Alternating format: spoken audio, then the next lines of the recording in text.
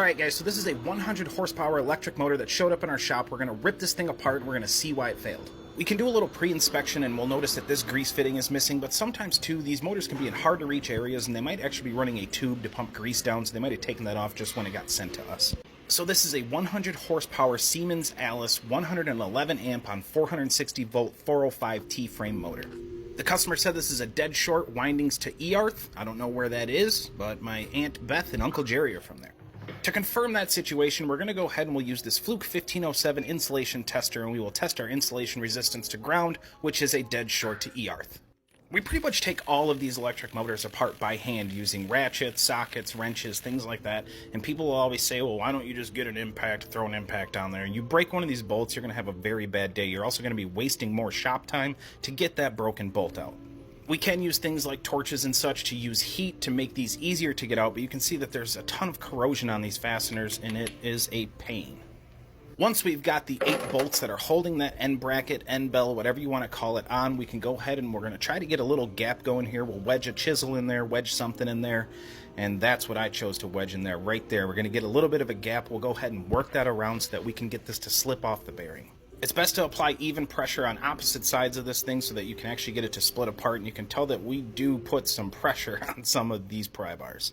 Once those pry bars become ineffective, but we get this little gap here right between that end bell and the stator, we can slip our pry bars right back into that and we'll pry it completely off the bearing. I'm going to set this on the floor and we'll take a look at what kind of grease they're using inside of this. I don't even know if this is grease. It has more the consistency of clay. It is firm. I don't know what it is. I don't know what it's mixed with, but it's not grease. It's definitely not lubricating. Once we got that cover off, we can take a look at this bearing, visually inspect everything. You can see that there is water leaking out of it, so I am guessing that that grease fitting is just non-existent, not that they're running some long tube to it. The winding has completely failed. This is all copper that's in the bottom of this, so essentially you have an arc flash inside of this thing, and these are molten copper blobs flying around inside this electric motor.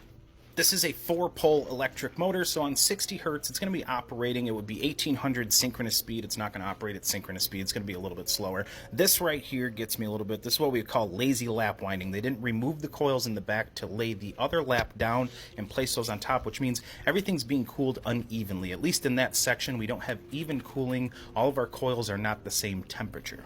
Some people are going to tell you that doesn't matter, but I'm going to tell you that it does matter because that's why we call it lazy lap winding. So again, we have a cap on this grease fitting. We're going to pull these 4 bolts out of here and we'll be able to remove this fan cover.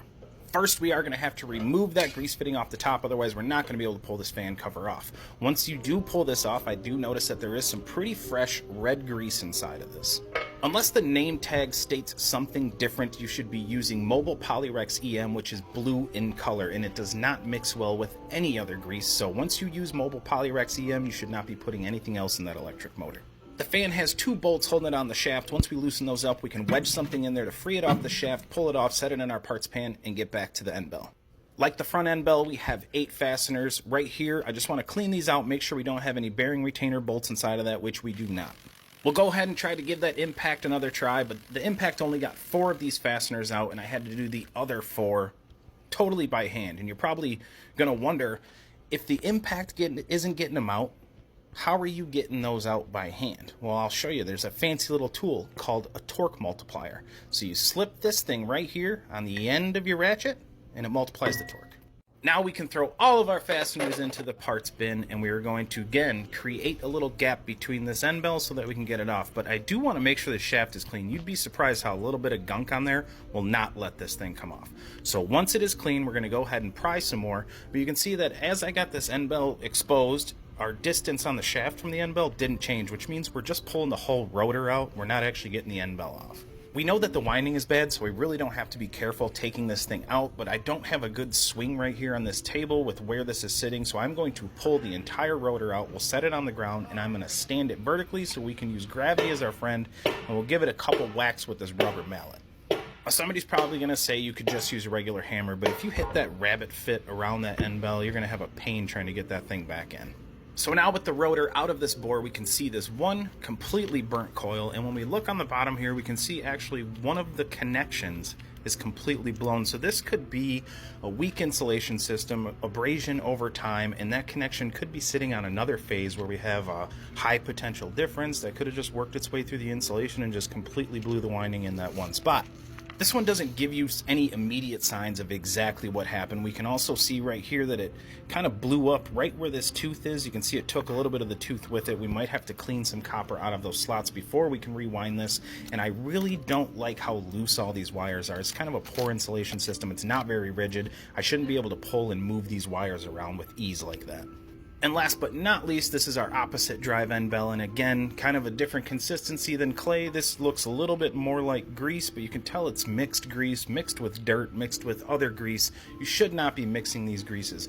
If bearings are making noise, it's time to stop, take the motor out of service, replace the bearings. Don't just keep pumping grease in these things. I'm sure the noise will stop, it'll go away for a little bit, but ultimately what you're going to have is a winding failure such as this. I'm halfway certain they're going to go ahead and do the entire repair on this, so that means we have to rip all this wire out, we have to count all the turns, measure the gauge of wire, and put everything back exactly as we took it out. Cheers.